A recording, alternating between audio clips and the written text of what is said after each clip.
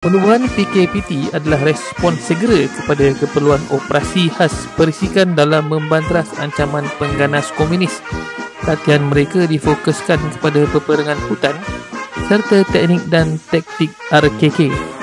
Apabila keperluan operasi meningkat, PKPT dibesarkan menjadi satu skuadron khas dengan penyertaan anggota dari Regimen Askar Melayu Diraja dan Regimen Ranger Diraja yang terlatih dalam bidang perisikan.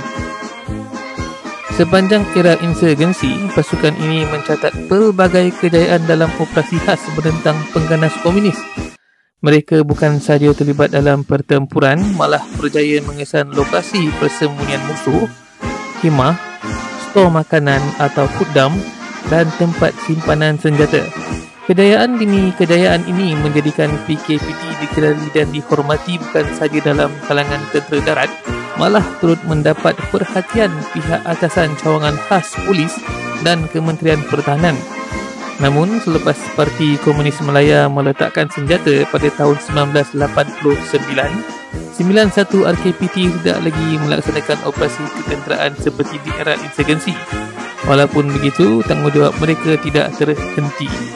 Hari ini, sebagai 91 grup operasi perisikan, pasukan ini terus memainkan peranan penting melaksanakan operasi khas di bawah arahan Ketua Pengarah Perisikan Pertahanan mengikut keperluan dan tuntutan semasa.